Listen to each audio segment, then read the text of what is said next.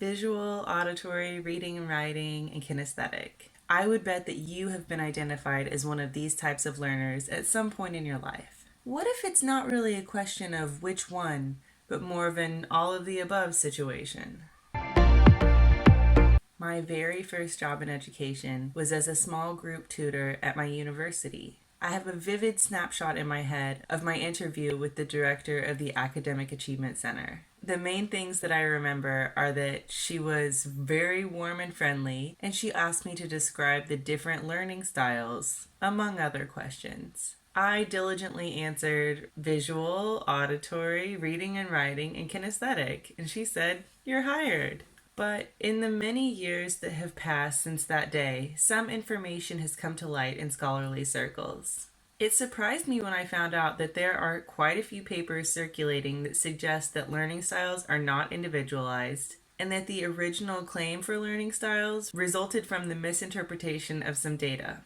This may have all been a case of taking conventional wisdom about individuality at face value and applying it to teaching methodology. I know full well that educational theories and theories in most academic fields are always evolving with new research and dialogue, but I'd be lying if I said that I don't feel a little bit betrayed by this one.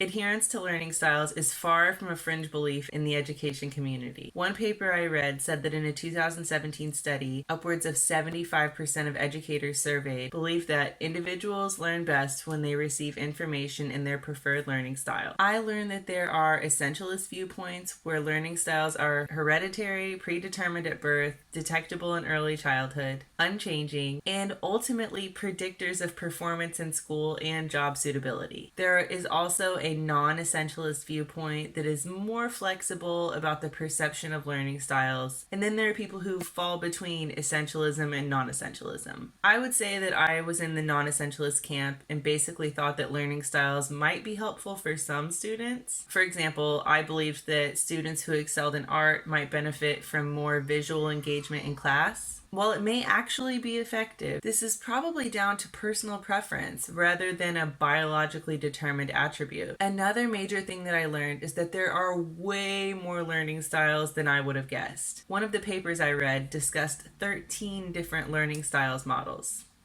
So, if we follow the research, which is very hard to do without access to university libraries for journals, we see some recommendations against learning styles.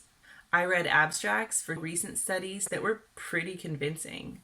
Here's a tantalizing quote from one abstract. Results demonstrated that most students did not report study strategies that correlated with their VARK assessment, and that student performance in anatomy was not correlated with their score in any VARK categories. Rather, some specific study strategies, irrespective of VARK results, such as the use of the virtual microscope, were found to be positively correlated with final class grade. However, the alignment of these study strategies with VARK results had no correlation with anatomy course outcomes. Thus, this research provides further evidence that the conventional wisdom about learning styles should be rejected by educators and students alike. The beginning of the title of this paper is "Another Nail in the Coffin for Learning Styles." So, based on my superficial research and no attempt at understanding the methods, I've been convinced that learning styles don't make much of a difference. But why is this such a persistent myth if we have research to show that there isn't a correlation between preferred learning styles and cognitive performance or neurological differences? One paper said that it's because teachers just don't know that learning styles theory has been debunked. Seems logical. The same paper showed a map of which U.S. states provide materials that include learning styles information to teachers in training for certification. If an authority like the state licensure board tells teachers that something is legit, then that's pretty strong support for perpetuating that way of thinking. The lingering question for me is, why is there such a strong push for teachers to recognize and embrace learning styles? This is where it takes a bit of a dark turn. In a paper that I couldn't fully access due to a paywall, predictably, I caught a glimpse of an intriguing sentence. Although the use of learning styles has been challenged for years, It seems as though the issues raised by these papers have had little impact on the continuing use of learning style instruction in education. In fact, there is a whole industry that has developed around learning styles that includes books, tapes, and consultants promoting its use in education. So one thing we know is that when an industry springs up around an idea, it becomes increasingly hard to backpedal, even when it has fallen out of scientific favor. Examples would be something like juice cleanses or other health fads. Once people spend money on or make money from something, they want to continue believing in it. Maybe I'm casting aspersions based on very little information here. I don't really know.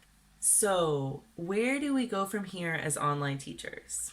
Well, my research findings weren't all snark and rejection. There was a lot of good, actionable advice sprinkled throughout.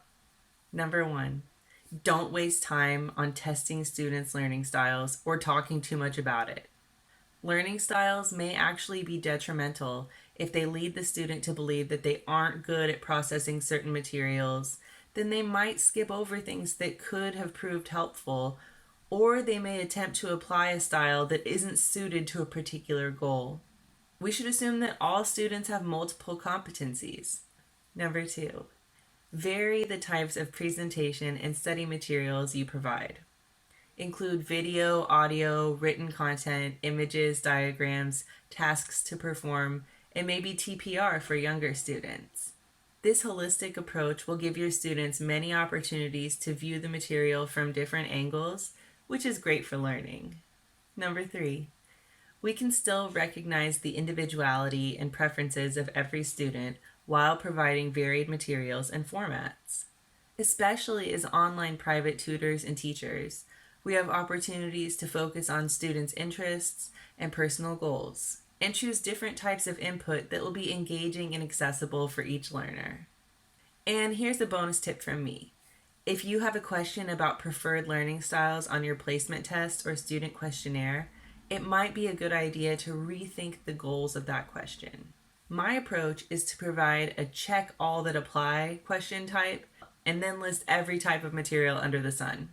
Even if the student doesn't specifically state an interest in a particular type of material, that doesn't mean that you can't include it in a lesson. Although I was never a die-hard learning styles proponent, I found the information I picked up through this research to be really enlightening. I will mainly keep doing what I was doing before because I've always tried to offer different types of materials, mostly for the sake of not letting lessons or students fall into a rut. Now I feel more justified in spending time digging up the perfect video or song to accompany a lesson that is text-heavy, or vice versa. The other unintended outcome is that I feel spurred on to identify other myths or misconceptions that might be influencing my teaching approach. If learning styles are bunk, what else needs to be investigated?